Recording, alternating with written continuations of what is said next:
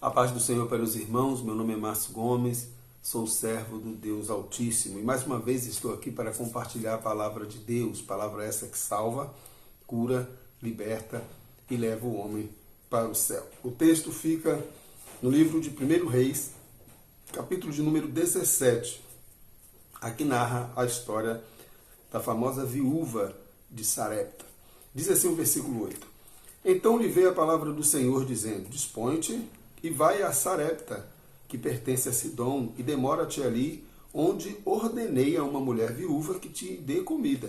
Então ele se levantou e se foi a Sarepta. Chegando à porta da cidade, estava ali uma mulher viúva apanhando lenha. Ele a chamou e lhe disse, traze-me, peço-te uma vasilha de água para eu beber. Indo ela a buscá-la, ele a chamou e lhe disse, traze-me também um bocado de pão na tua mão. Porém ela respondeu, tão certo como vive o Senhor teu Deus, nada tenho cozido, há somente um punhado de farinha numa panela e um pouco de azeite numa botija.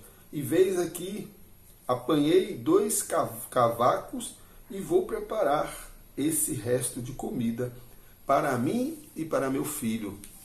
Comeremos e morreremos. Elias lhe disse, não temas, vai e faz o que disseste, mas primeiro faz dele para mim um bolo pequeno e traze-me aqui fora. Depois farás para ti mesma e para o teu filho. Porque assim diz o Senhor teu Deus, o Deus de Israel, a farinha da tua panela não se acabará, e o azeite da tua botija não faltará até o dia em que o Senhor fizer chover sobre a terra. Foi ela e fez, segundo a palavra de Elias.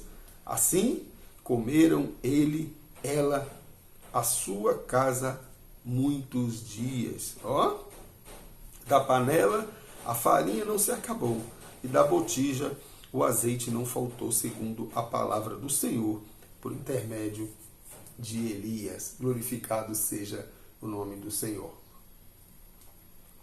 Meu irmão, minha irmã, eu gostaria de compartilhar algumas características dessa mulher para a minha vida e para a sua vida, que serve como um aprendizado.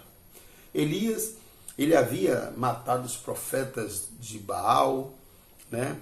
Ele estava numa guerra terrível contra Jezabel, né?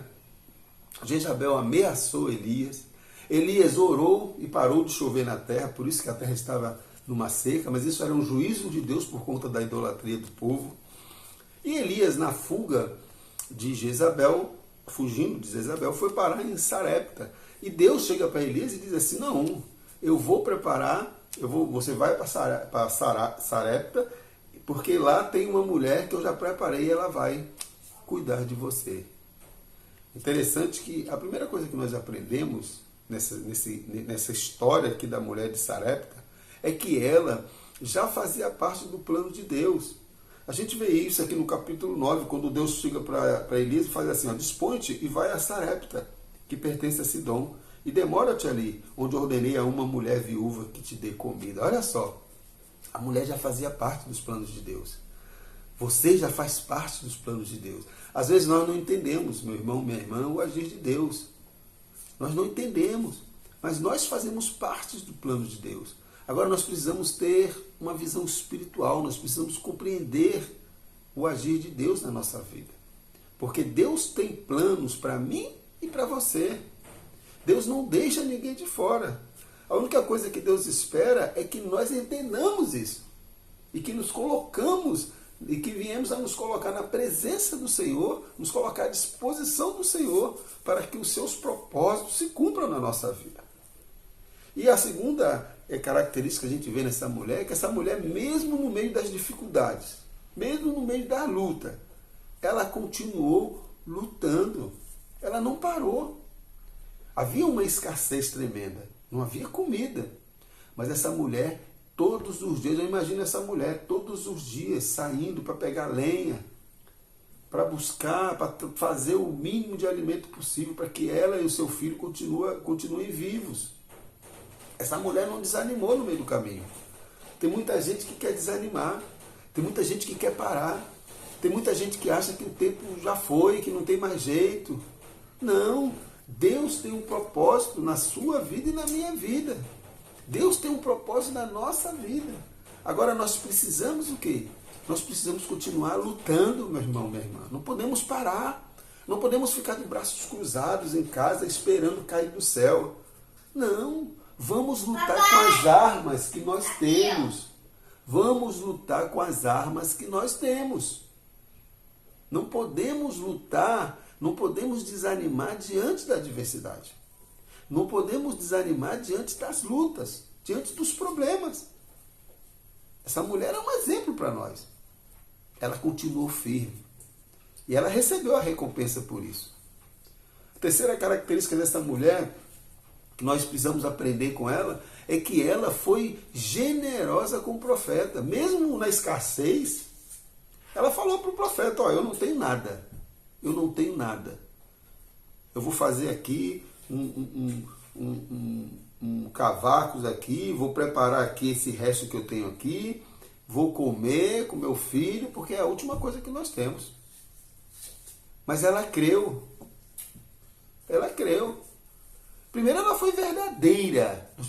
Ela foi verdadeira com o profeta. Ela falou assim, o que eu tenho é isso aqui, profeta.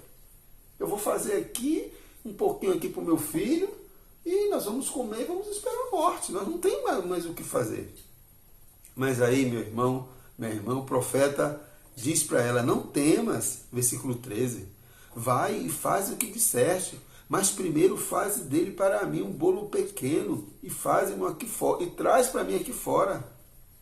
Depois farás para ti mesmo e para o seu filho. E essa mulher fez.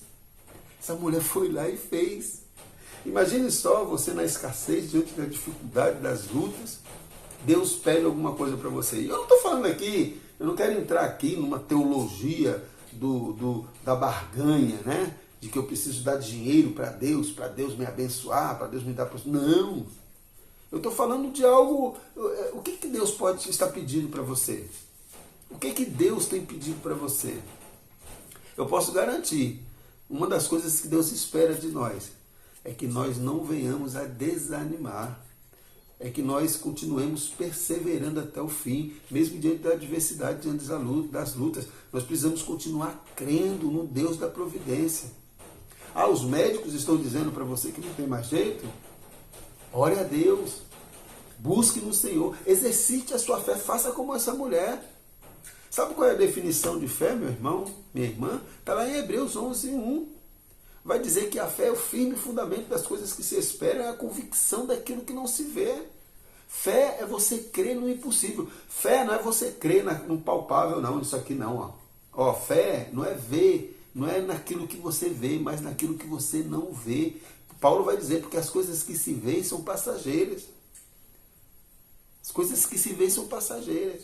A fé está relacionada ao impossível, ao sobrenatural.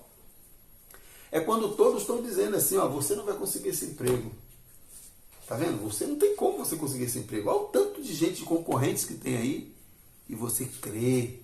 Você pega seu currículo, vai lá, faz a entrevista. Você não desanima. Você não fica em casa. Vou ficar em casa. Mas nem se essa mulher ficasse em casa. Não, vou ficar em casa porque não tem jeito. 1000 pessoas para uma vaga. Eu não vou fazer, não. Levanta-te. Creia. Primeiro você precisa fazer a sua parte. Né? É se preparar, né? Para quando pintar a oportunidade você possa estar ali apto a lutar pela vaga, pelo emprego. Em todas as áreas de nossas vidas, nós não podemos desanimar. Essa mulher não desanimou, ela continuou lutando, ela continuou catando graveto, ela continuou buscando pelo menos o mínimo para sustentar a sua família. E é isso que nós precisamos fazer. Quinto, ela confiou na palavra do profeta. Essa mulher creu na palavra do profeta.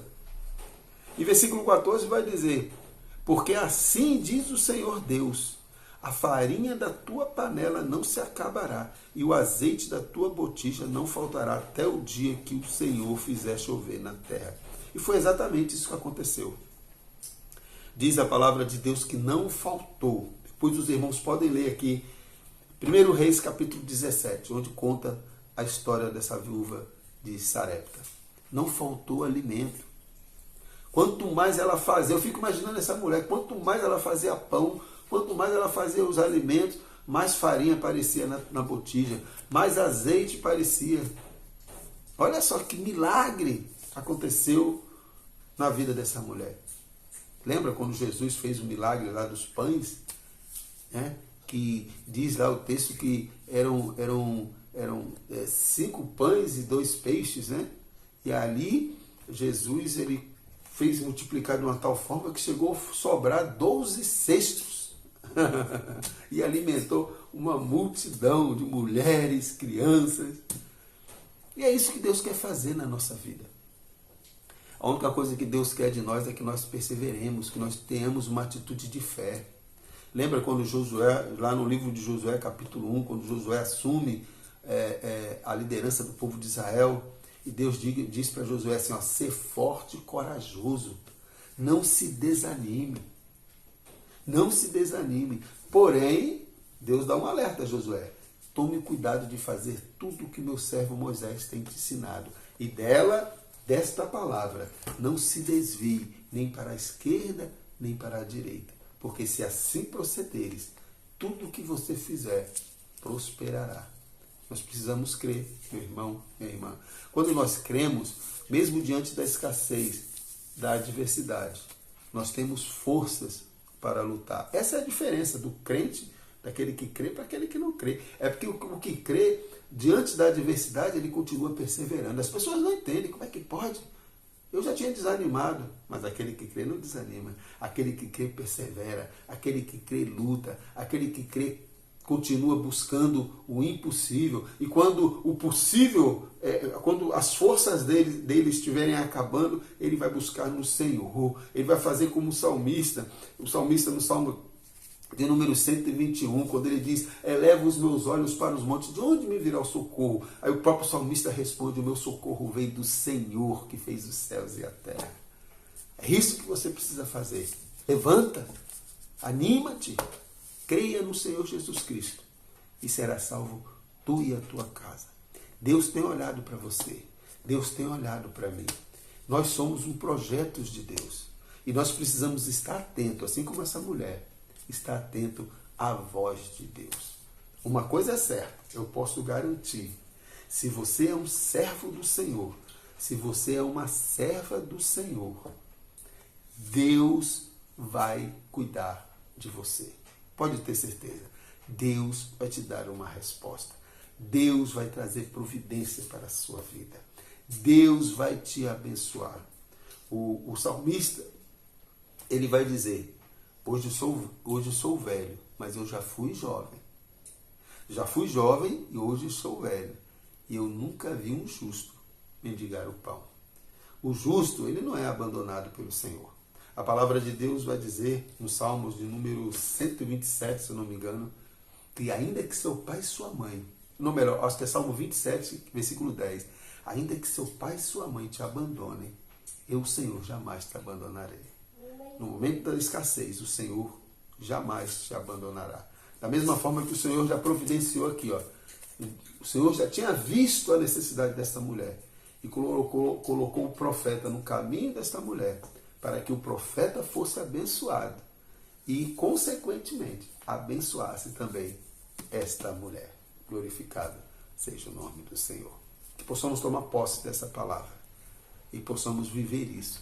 Uma fé genuína, uma fé em que verdadeiramente ela possa mover montanhas, ela possa fazer o impossível se tornar possível. Que a graça do nosso Senhor Jesus Cristo, o amor de Deus e as doces consolações do Espírito Santo estejam presentes na minha vida e na sua vida, nos dando esse entendimento de fé bíblica, nos capacitando a ter essa fé, né? Essa fé que essa mulher, que essa viúva de Sarepta teve. A fé que Josué teve quando assumiu o comando do povo de Israel. A fé que Moisés teve quando abriu o Mar Vermelho para que o povo pudesse passar a pés enxutos. A fé que os discípulos tiveram diante da morte, diante da perseguição. A fé que Paulo teve no momento de luta, no momento de provação. A fé que os homens e as mulheres de Deus que estão aqui nas Escrituras tiveram. A fé que Abraão teve. Que nós possamos ter essa fé. Em nome de Jesus. Fiquem na paz. E que Deus continue nos abençoando.